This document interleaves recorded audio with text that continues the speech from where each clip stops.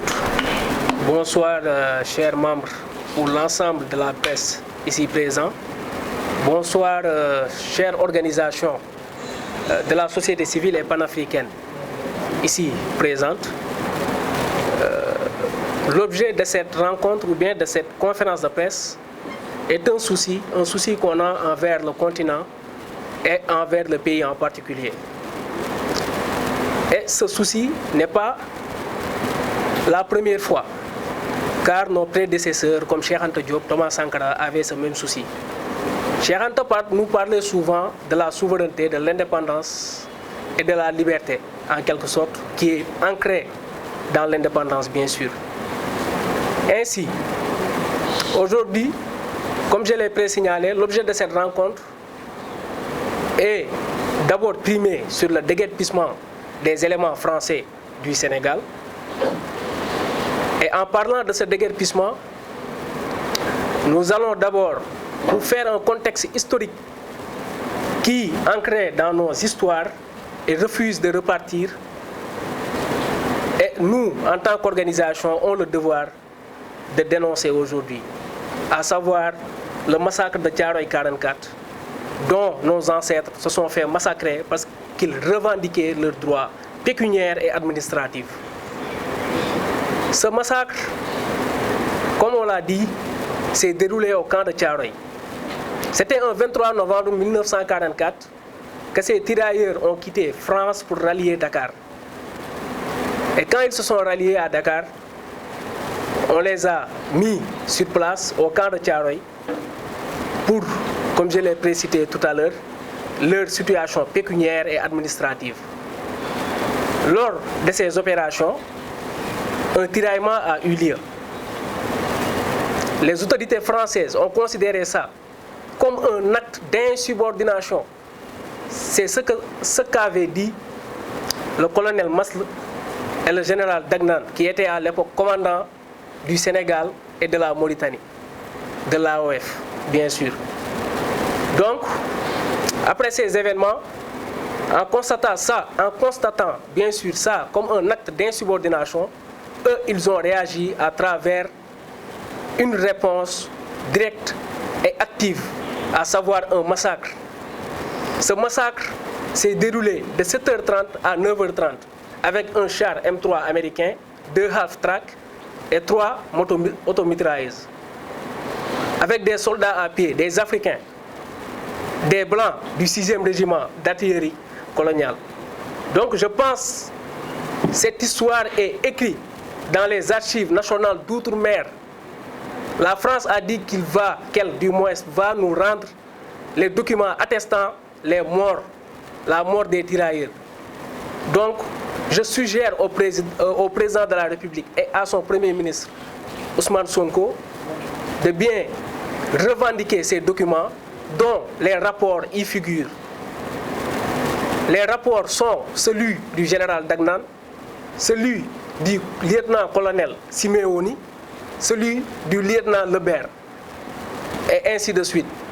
Donc, on a constaté que cette situation risque de se répéter encore une fois, car la présence française est toujours là.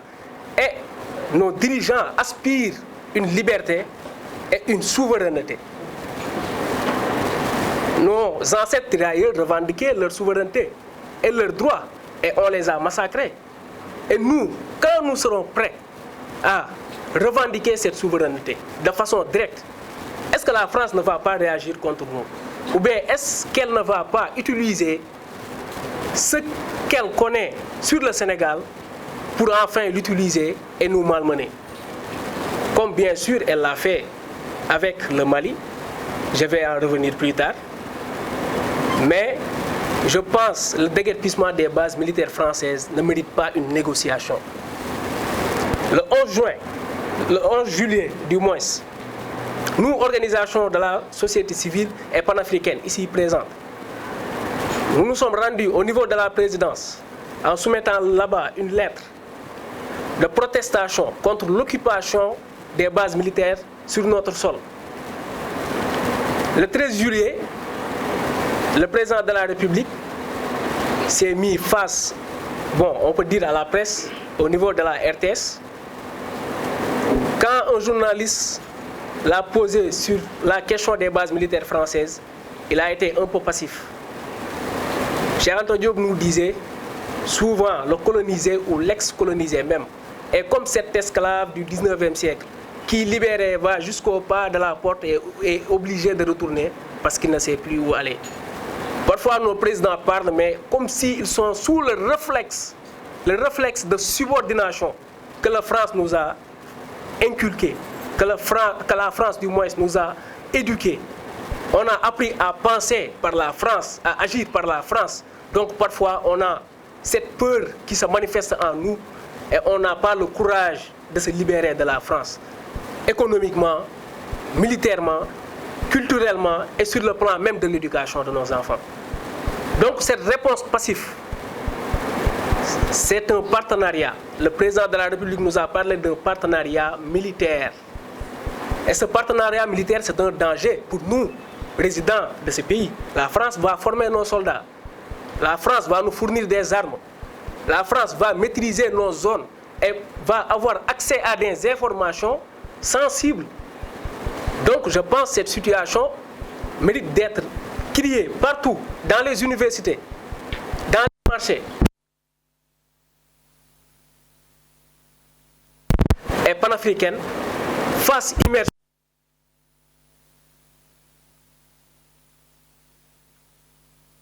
Le président nous a parlé d'un partenariat.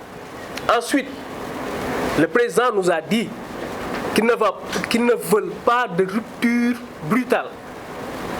Donc, je reviens encore à mes propos de Cheikh Anta Diop, ce réflexe de subordination. Ce n'est pas une rupture brutale, mais c'est revendiquer nos droits. C'est obtenir ce qu'on a. On a notre intimité en tant qu'Africains. Est-ce que nous, on a une base au niveau de la France? Est-ce qu'on a une base au niveau des États-Unis?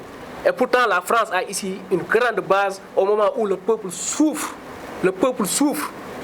d'hébergement, de logements sociaux. Beaucoup de Sénégalais dorment dans les rues. Donc je pense que la France ne mérite pas ces millions d'hectares pour juste utiliser cette hyperbole. Ces millions d'hectares au niveau de Ouakam. Donc je pense que la France ne mérite pas ça. En d'autres termes, j'adresse mes sincères salutations et mes sincères condoléances au peuple malien qui sont victimes d'attaques terroristes orchestrées. Et les informations aussi sont données par la France et orchestrées par l'Ukraine. Le 27 juillet, cette attaque s'est déroulée à Tinzaouaten, dans une zone au Mali. Il y avait beaucoup de soldats qui ont péri là-bas. Donc, à cet instant, l'ambassadeur de l'Ukraine au Sénégal a pris l'engagement de prendre ses responsabilités et de dire aisément que l'Ukraine est derrière tout ça.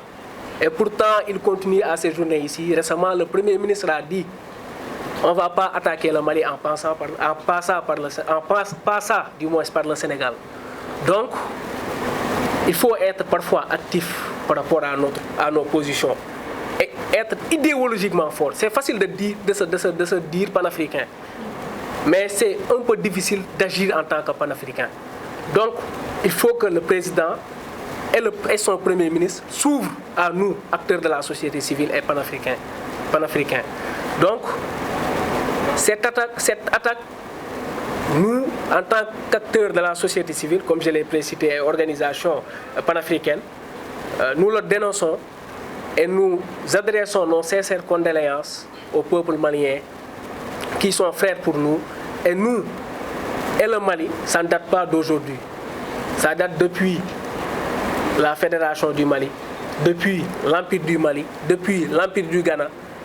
Nous étions tous un peuple. La France ne peut pas nous diviser. Donc je pense qu'il faut que nos autorités réagissent par rapport à ce phénomène. Aujourd'hui, nous allons vous déclarer l'acte de naissance de ce front qui s'appelle Front pour le retrait des bases militaires françaises. Ce front, peut-être, a comme début ce nom, mais on a d'autres luttes à faire. Et j'ai oublié quelque chose. Nous allons nous rendre le lundi, Inch'Allah. Nous allons nous rendre au niveau de l'ambassade de l'Ukraine pour protester pour l'expulsion de l'ambassadeur de l'Ukraine du Sénégal. Donc, nous vous invitons, vous, en tant que presse, en tant que rediffuseur de voix, nous vous invitons. Et en pensant encore une fois sur le front, nous sommes un front qui, comme son nom l'indique, exige non seulement le retrait des bases militaires françaises, mais aussi le retrait des forces étrangères sur le plan militaire, surtout, je répète encore une fois, surtout sur le plan militaire. Nous ne voulons pas de partenariat militaire. Les partenariats économiques aussi sont à revoir. Donc je pense qu'on a été clair et nous vous revenons encore une fois sur les prochaines procédures à franchir. L'Afrique pour la liberté et pour la souveraineté. Je vous remercie.